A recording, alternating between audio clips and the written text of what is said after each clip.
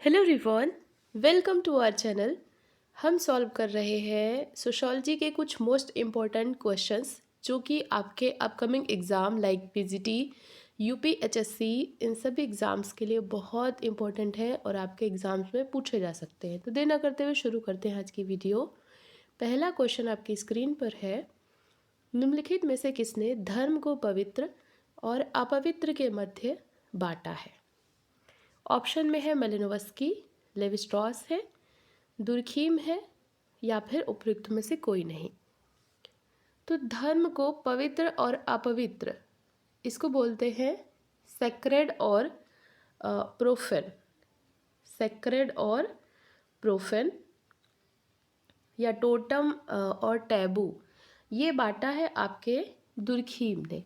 तो यहाँ पर आपका ऑप्शन सी जो है ये करेक्ट होगा, सी ऑप्शन। अगला प्रश्न देखेंगे, निम्नलिखित में से कौन सा दृष्टिकोण मानता है कि परिवर्तन क्रमिक समायोजनात्मक तरीके से होता है, ना कि अचानक हिंसक तरीके से? यहाँ पर ऑप्शन में है संरचनात्मक प्रकार्यात्मक परिप्रेक्ष्य, संघर्ष परिप्रेक्ष्य, चक्रीय सिद्धांत या उपयुक्त में से एक से अधिक या उपयुक्त में से कोई नहीं। तो प्रश्न में पूछा गया है कि परिवर्तन धीरे धीरे होता है और परिवर्तन क्या करता है, समायोजन लाता है, समायोजनात्मक तरीके से होता है, अचानक से नहीं होगा, यानी क्रांति को ये लोग नकार रहे हैं। तो ये सारी बातें करते हैं संरचनात्मक प्रकारात्मक परिप्रेक्ष्य के विचारक कि अगर परिवर्तन होता है तो वो समायोजनात्मक तरीके से होगा, धीरे धीरे होगा, हिंसक तरीके से नहीं होगा। जो संघर्ष वाले हैं ये क्रांति का सपोर्ट करते हैं और चक्रीय सिद्धांत मानता है कि परिवर्तन की जो चरण है वो फिर से रिपीट होते हैं, मतलब एक चक्र में जो है परिवर्तन होता है। तो यहाँ पर आपका ऑप्शन ए संरचनात्मक प्रकारात्मक परिप्रेक्ष्य सही होगा। अगला प्रश्न देखेंगे, धर्म के प्रभाव में कमी आने की प्रक्रिया को क्या कहा जाता है? ऑप्शन में है आपके पंथ निरपेक्षीकरण, संस्कृतिकरण है, पश्चिमीकरण है या उपयुक्त में से कोई नहीं। यहाँ पर आप इस प्रश्न की इंग्लिश को भी देख सकते हैं, एक बार मैं आपको दिखा देती हूँ। तो पहला ऑप्शन आपका आप देख सकते हैं इस प्रश्न में, process of decline in the influence of religion. तो इसको हम क्या कहेंगे, सेकुलराइजेशन। इसको हम कहेंगे पंथ निरपेक्षीकरण। तो आपका जो ऑप्शन ए है यहाँ पर ये करेक्ट होगा। अगला प्रश्न देखेंगे, हरित क्रांति के अधिकांश क्षेत्रों में नई तकनीकी से कौन लाभान्वित हो सका था? ऑप्शन में है मध्यम किसान, बड़े किसान, छोटे किसान, उपयुक्त में से एक से अधिक या उपयुक्त में से कोई नहीं। तो हरित क्रांति की वजह से नई तकनीकी से मध्यम, बड़े, ये छोटे किसान, ये सभी जो है लाभान्वित हुए थे। तो यहाँ पर उपयुक्त में से एक से अधिक होगा, डी ऑप्शन जो है ये आपका करेक्ट होगा। अगला प्रश्न है, एक सामाजिक आंदोलन की क्या विशेषताएं हैं? ऑप्शन में है निरंतर सामूहिक कार्यवाही, नेतृत्व, साझा उद्देश्य और विचारधाराएं या उपयुक्त में से अधिक या फिर उपयुक्त में से कोई नहीं।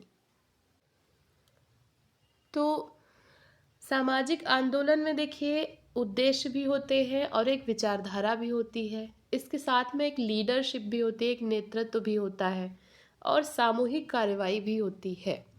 तो ये तीनों विशेषताएं यहाँ पर आ जाएंगी, इसलिए उपयुक्त में से एक से अधिक यानी कि आपका ऑप्शन डी जो है ये यहाँ पर करेक्ट होगा। अगला प्रश्न देखेंगे, निम्नलिखित में से कौन सा एक प्रकार का सामाजिक आंदोलन है? इसमें से कौन सा सामाजिक आंदोलन है? ऑप्शन में है प्रतिनिधानात्मक, सुधारवादी, क्रांतिकारी, उपयुक्त में से एक से अधिक या उपयुक्त में से कोई नहीं। तो यहाँ पर जो है आपका फिर से डी ऑप्शन अगेन सही हो जाएगा। क्रांतिकारी आंदोलन भी होते हैं, सुधारवादी आंदोलन भी होते हैं और प्रतिनिधानात्मक भी होते हैं।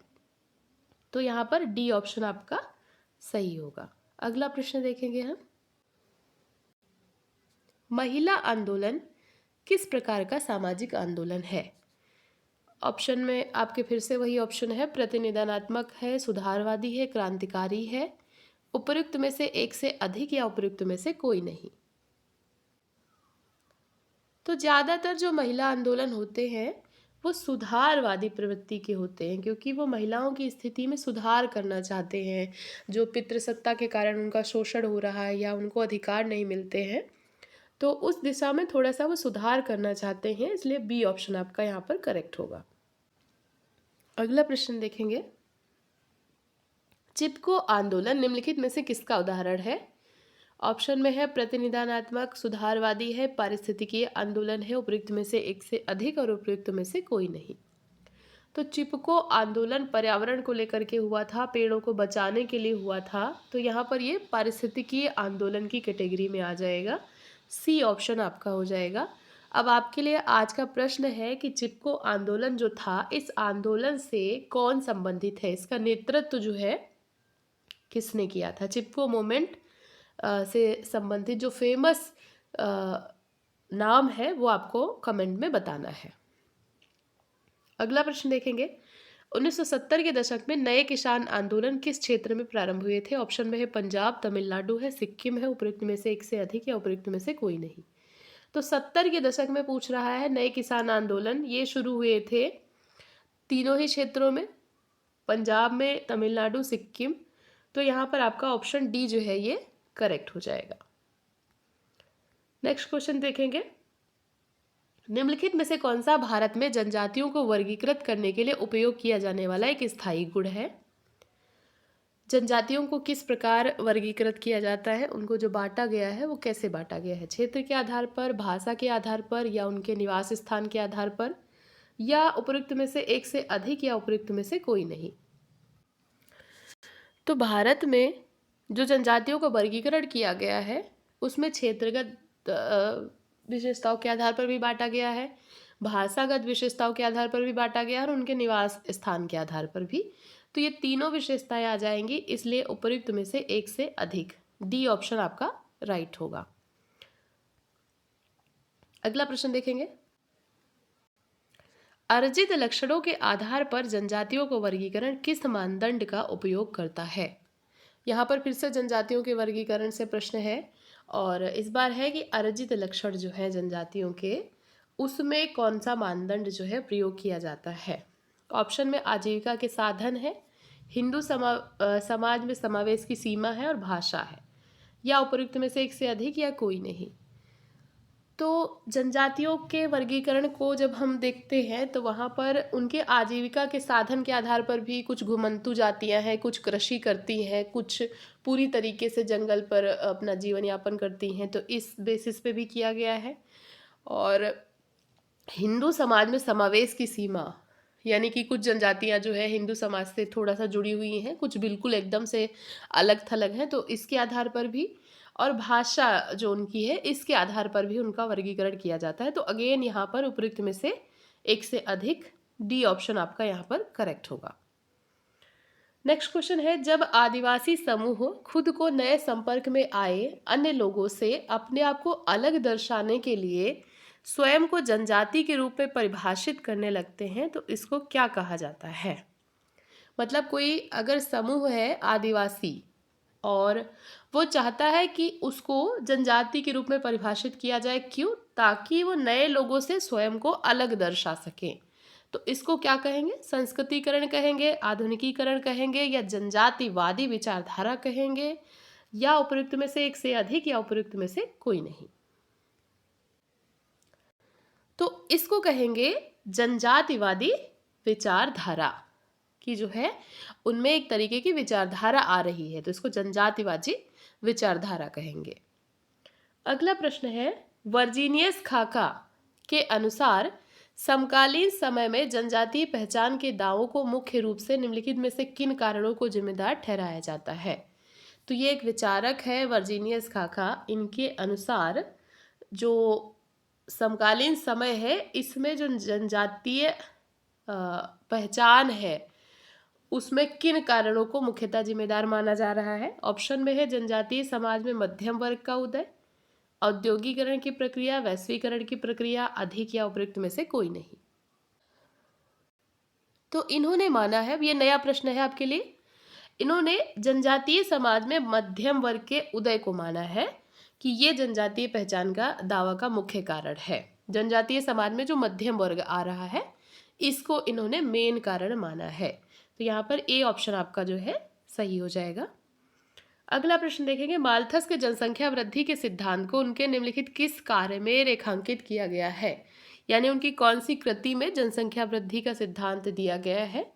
An essay on the principle of population, theory of population, dynamics of population, उपयुक्त में से एक से अधिक, उपयुक्त में से कोई नहीं।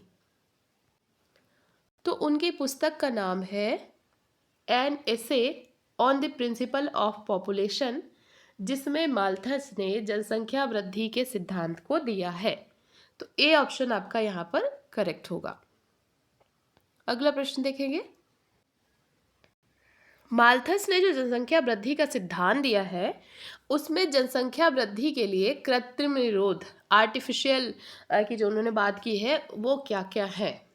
ऑप्शन में है विवाह टालना, यौन संयम या ब्रह्मचर्य, अकाल या उपयुक्त में से एक से अधिक। तो माल्थस ने कृत्रिम निरोध के तौर पर बात की है कि विवाह को टाला जा सकता है या विवाह योग्य आयु को थोड़ा सा बढ़ा दिया जाए और हम जो है ब्रह्मचर्य का पालन करें। तो इस तरीके से जनसंख्या वृद्धि को रोका जा सकता है। अन्यथा की दृष्टि में उन्होंने बताया था कि प्रकृति ऐसी विपत्तियां उत्पन्न करेगी जिससे कि जनसंख्या अपने आप ही कंट्रोल में आ जाएगी। तो यहाँ पर ए और बी दोनों है, इसलिए उपयुक्त में से एक से अधिक, डी ऑप्शन आपका यहाँ पर करेक्ट होगा। अगला प्रश्न है, माल्थस के अनुसार जनसंख्या वृद्धि पर प्राकृतिक निरोध क्या है? तो प्राकृतिक पूछ रहा है यहाँ पर, अभी पूछा था कृत्रिम, अभी पूछ रहा है प्राकृतिक। तो अकाल है, बीमारियां हैं, शादी टालना या उपयुक्त में से एक से अधिक। तो अकाल और बीमारी ये प्रकृति के द्वारा लाए जाते हैं और इसके माध्यम से प्रकृति जनसंख्या को नियंत्रित करती है। जैसे अभी कोविड आया और बहुत सारी जनसंख्या जो है, बहुत सारे लोगों की डेथ हुई और उससे एक तरीके से इसको प्राकृतिक निरोध के तौर पर देखा जा सकता है। या फिर अकाल भुखमरी की स्थिति आ जाए, कोई भी प्राकृतिक आपदा आ जाए तो उसको भी प्राकृतिक निरोध के तौर पर माल्थस मानते हैं। शादी टालना यहाँ पर नहीं होगा, लेकिन चूंकि दो ऑप्शन यहाँ पर है इसलिए उपयुक्त में से एक से अधिक यानी डी ऑप्शन आपका राइट होगा।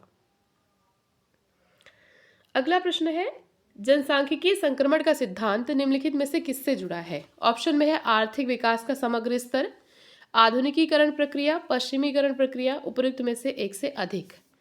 तो जनसांख्यिकीय संक्रमण का जो सिद्धांत है ये जुड़ा हुआ है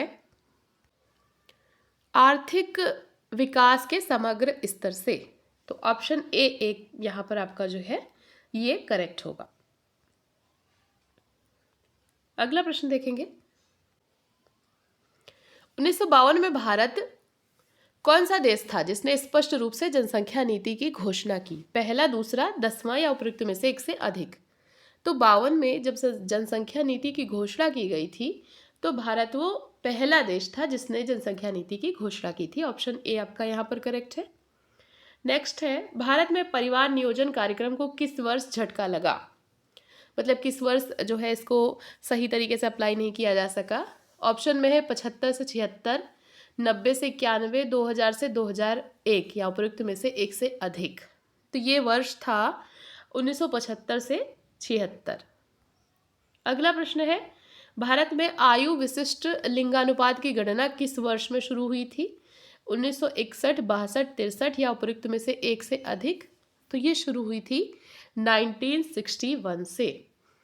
तो ये थे आज के प्रश्न। आई होप आपको वीडियो यूजफुल लगेगी। ऐसे ही पढ़ते रहिए, अपने गोल की तरफ आगे बढ़ते रहिए। वीडियो देखने के लिए थैंक यू सो मच।